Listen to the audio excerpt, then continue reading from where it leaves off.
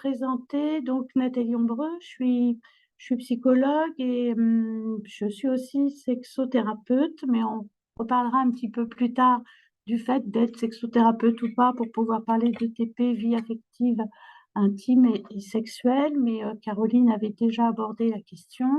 Voilà, moi je travaille en libéral et j'ai un partenariat donc avec France Handicap, avec le pôle en fait adulte à domicile sur le territoire de la Haute-Vienne. Donc comme l'a dit Mélanie, nous on est dans le médico-social. Donc là, je vais vous présenter un exemple d'ETP en groupe, ce qui est quand même un petit peu différent de l'ETP en individuel, donc qui a lieu au sein du SAVS-SAMSA, qui est, je vous rappelle, donc un service d'accompagnement à la vie sociale, et le SAMSA qui est relativement la même chose, simplement on appelle accompagnement médico-social pour nos usagers qui ont besoin de soins infirmiers et d'un accompagnement psychologique ou autre un peu plus poussé. Voilà. Ces deux pôles SAVS-SAMSA font partie de l'intégralité de la plateforme de services, hein, avec un SAD aussi, qui est un service d'auxiliaire de vie, et un service de soins infirmiers à domicile. Donc, nous, dans le cadre évidemment médico-social, eh bien, nous n'avons pas de patients, mais nous avons donc des usagers du SAVS-SAMSA, avec comme mission de les accompagner à leur domicile sur leur projet de vie global. Et l'ETP fait bien sûr partie intégrante de cet accompagnement. Voilà, largement porté, mais Mélanie l'a dit, par l'APF depuis 2018, voilà, avec une mise en place de moyens, en fait, hein, de formation aussi, puisque j'ai été formée aussi à l'éducation thérapeutique du patient en même temps que les pairs émulateurs.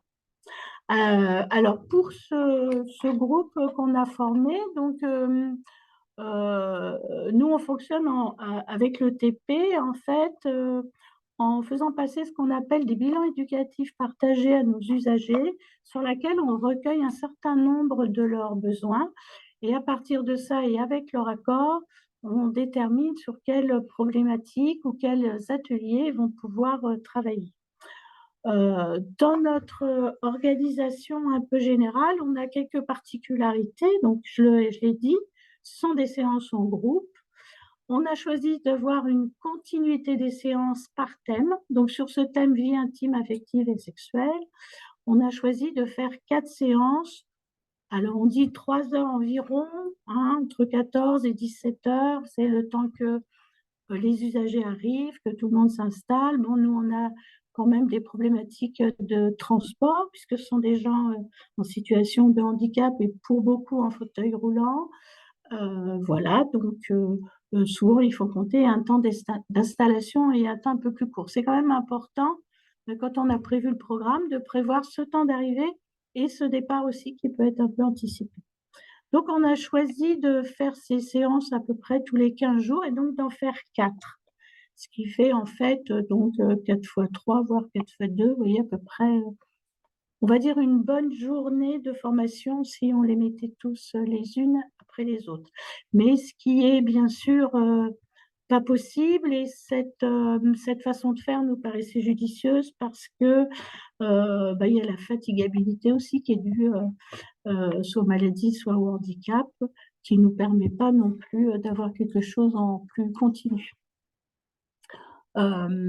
On a démarré en fait donc ce vie intime, affective et sexuelle. C'est la première fois qu'on le présentait là, hein, donc c'est tout récent, ça date de quelques mois.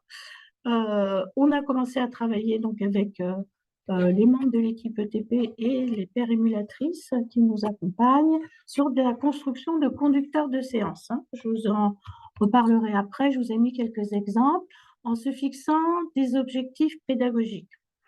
On va voir que sur cette problématique bien particulière, il est important de construire ce cadre pour ne pas perdre de vue les objectifs qu'on se fixait. Et en même temps, construire ce cadre nous a permis justement toute une liberté autour de qu'est-ce qui allait ressortir en fait à partir des outils qu'on va utiliser, qu'est-ce qui intéressait particulièrement ce groupe qu'on avait là, qui peut être forcément différent à chaque session, et d'avoir en fait cette liberté d'adaptation. l'adaptation, ça a vraiment été un maître mot dans ce qu'on voulait faire.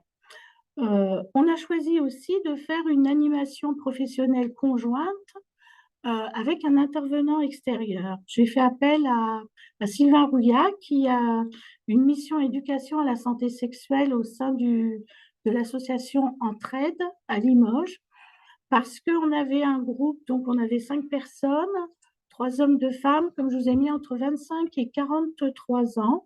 Et il me semblait que c'était important d'avoir un regard déjà masculin aussi, puisque la pérémulatrice est du même genre que moi, voilà. Et du coup, c'était important d'avoir aussi ce retour et d'avoir quelqu'un de l'extérieur. Et bien sûr, une animation aussi conjointe avec la pérémulatrice.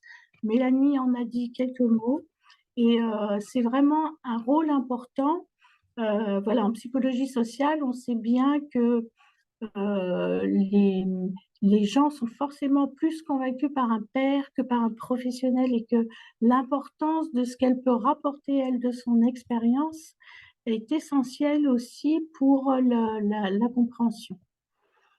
On a choisi, bien sûr, et je pense que c'est essentiel, et en plus encore dans ce sujet-là, d'avoir une animation interactive et ludique, de partir vraiment des questionnements et des réflexions de ce qui va émerger, de vraiment ne pas avoir d'apport théorique avant qu'il y ait une réflexion à la fois individuelle de chaque participant et une réflexion collective aussi, et de vraiment partir de leurs besoins, parce que l'idée, c'est vraiment de faciliter la parole, mais aussi de respecter les pudeurs. Voilà, il y a des gens qui vont pouvoir parler de certaines choses. Je crois que Jean l'a bien abordé, si je peux me permettre, Monsieur Jean, de vous appeler Jean. Voilà, Jean l'a bien abordé. Il y a des gens qui vont avoir plus de facilité à parler d'eux, à poser des questions. Donc l'idée, c'est effectivement d'avoir un peu de savoir-être, de respecter les pudeurs, mais de lever les tabous aussi, c'est-à-dire de pouvoir aborder tout ce qui peut l'être. Là, je vous ai mis un petit exemple des conducteurs de séance, avec l'importance, et je reprends ce qu'a dit Caroline, vraiment de poser un cadre déjà à cette première séance, hein, et d'identifier justement dans quel cadre ils vont se passer. On l'a beaucoup dit depuis le début du webinaire, l'écoute, la bienveillance, le respect des opinions des autres, le droit à la parole, le droit à avoir des opinions différentes, le droit de parler ou de ne pas parler aussi, le respect de ce qui est dit aussi, hein, c'est-à-dire de ne pas reporter à l'extérieur ce qui a pu être dit, on est quand même en groupe, et puis de pouvoir parler de la sexualité sur le sujet propre, de donner des pistes de réflexion pour peut-être des accompagnements un peu plus individuels. Voilà, tout ce cadre était important, et de respecter justement cet objectif. La première des choses qu'on a fait, c'est on s'est dit en premier, et tout à chacun, il faut travailler sur ses représentations. Parce que quand on se dit, mais c'est quoi la vie affective, c'est quoi la vie intime, c'est quoi la sexualité, qu'est-ce qui est à l'intersection des trois, est-ce qu'on parle de la même chose, qu'est-ce qu'on y met derrière, etc. Je vous avais parlé d'adaptabilité tout à l'heure, déjà un exemple. Voilà, on avait introduit nos conducteurs en pensant qu'on allait faire ce qu'on appelle un métaplan, pour ceux qui connaissent, avec des petits post-it, c'est quoi la vie affective. Et puis finalement, on s'est dit non. Non, pourquoi? Parce que ça correspondait pas forcément aux besoins des usagers, aux capacités aussi, aux possibilités. Et finalement, on s'est adapté et on a utilisé ce qu'on appelle le photolangage. Avec un photolangage, je vais pouvoir vous le faire voir, je reviendrai après. Ça, c'est poser le cadre. Voilà. Avec un photolangage, comme vous le voyez, qui peut être assez large, avec des images sur la prévention, avec des images plus sur la rencontre amoureuse, avec des images un peu plus sur la sexualité, voilà, et qui a permis en fait à tout à chacun de pouvoir s'exprimer euh, sur les photos qu'il avait choisies, voilà, en toute liberté, et de pouvoir aborder différents thèmes. Voilà, ça a été notre premier conducteur. Voilà, c'est pour vous donner un exemple de ce qu'on peut identifier en fait comme objectif pédagogique, de manière à se sentir libre après, au cours de ces 4 séances, d'aborder les choses, ben, j'allais dire un petit peu comme elles viennent, en fonction de ce que chaque usager, chaque participant au groupe va nous amener. Le cadre, bien sûr, j'y reviens un petit peu, hein, c'est ce qu'on a placé en premier. Vous voyez qu'on a pu mettre aussi sous forme d'affichette et qu'on peut afficher à chaque début d'atelier et qui sert comme ça à rappeler tout ce qui peut être essentiel, hein. Le cadre, bien sûr, à poser autour de la pudeur. Je l'ai dit, on est dans un cadre collectif, ce qui change beaucoup quand même du cadre individuel. Mais se rappeler qu'il ne faut pas s'empêcher de poser des questions, d'apporter des réponses. Voilà. On n'est pas là en tant que sachant, on est là en train de partager notre expérience les uns les autres, d'apporter ce qu'on peut apporter, qu'aucune question n'est bête, qu'aucune réponse n'est dépourvue d'intérêt, et vraiment de proposer ces alternatives individuelles. C'est-à-dire s'il y a des questions plus particulières sur sa propre sexualité, ses problèmes, d'avoir cette ouverture avec Sylvain Entraide qui peut proposer des rendez-vous plus individuels, et moi en tant que psychologue au SAVS SAMSA, qui peut tout à fait recevoir un entretien individuel des usagers qui auraient des problématiques plus personnelles à évoquer. Respecter les opinions des autres, on se l'est dit, et la confidentialité, je crois que Jean l'avait dit, Caroline l'a rappelé, qui est très important. Construire ce cadre, pour moi, par rapport aux professionnels, c'est essentiel. À partir du moment où on a construit ça et que la cohésion du groupe l'est, on va pouvoir aborder plein de choses et parfois beaucoup plus que ce qu'on imaginait. Ok, donc ce que je voulais vous dire, c'est que j'ai recensé un petit peu après tout ce qu'on a pu évoquer pour que ça vous donne une idée autour de ces 4 séances. À la première séance, on a beaucoup parlé du désir d'enfant, de la parentalité, parce que c'est quelque chose qui revient chez nos usagers qui sont jeunes. Voilà, c'est quoi d'être parent? Est-ce que je vais pouvoir être parent d'un point de vue technique, si je peux me permettre l'expression, mais qu'est-ce que ça inclut aussi derrière au niveau de la responsabilité, de l'autonomie, pas seulement de faire un enfant, de le porter, de le mettre au monde pour les femmes ou pour les pères, de l'accueillir, mais derrière, comment je l'élève, etc. On s'est beaucoup penché sur la question du harcèlement aussi, de la domination avec un rappel à la loi aussi. Qu'est-ce qu'on appelle le harcèlement, hein? Et la sextorcation, vous savez, cette diffusion de photos nues sur Internet sans l'accord. Pourquoi c'est revenu? Mais parce que ça, c'est une problématique par rapport, nous, à la vulnérabilité parfois de nos usagers jeunes qui ont, ma foi, les réseaux sociaux à portée de main. Alors, c'était pas la question de diaboliser ces réseaux sociaux qui peuvent permettre de faire des rencontres, mais de se dire comment on peut utiliser en se protégeant. Parce que, on le sait tous, voilà, il y a ces questions d'harcèlement, d'abus de vulnérabilité, etc. Et on verra un peu plus tard tout ce rapport au corps aussi et ce lien qu'on peut faire avec l'estime de soi. Voilà. L'importance aussi du respect, du consentement.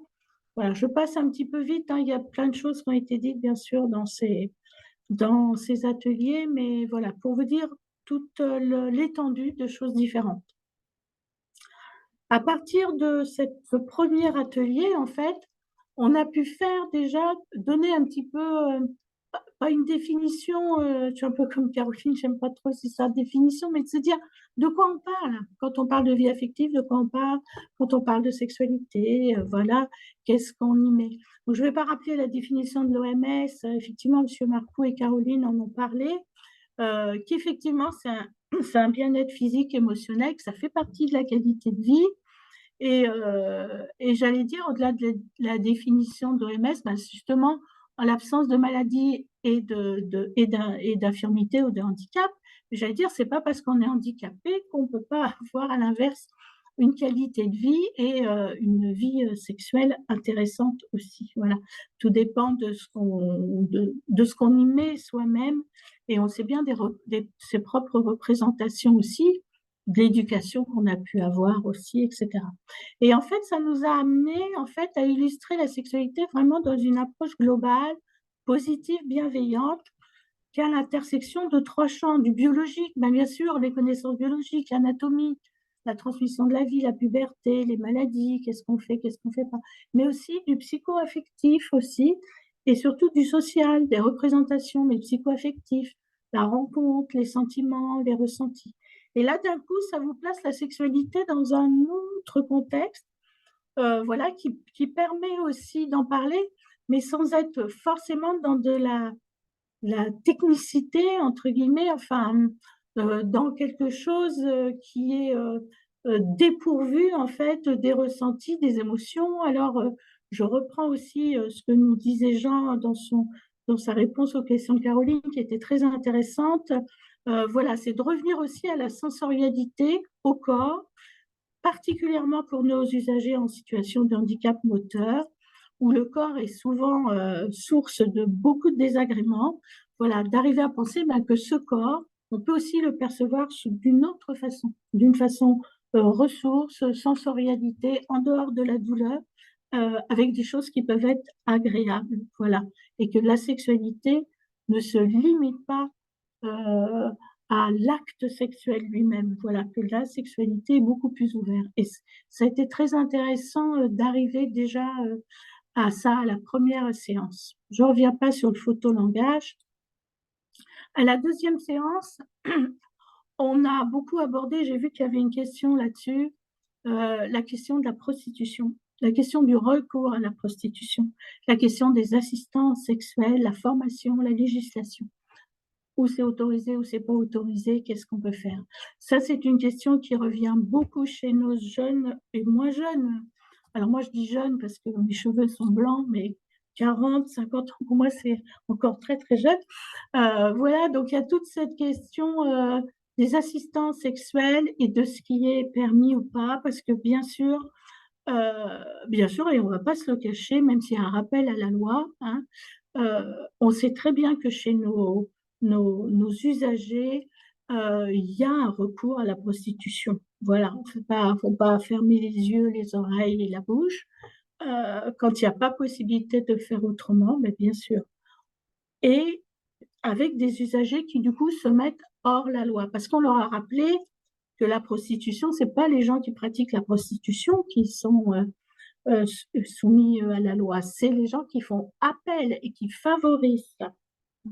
Donc, c'était intéressant de voir ça.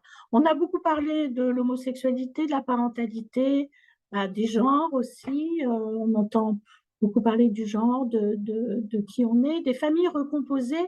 Et avec l'acceptation de l'autre, on a abordé tout ce qui était la différence, la notion de normalité, d'anormalité aussi.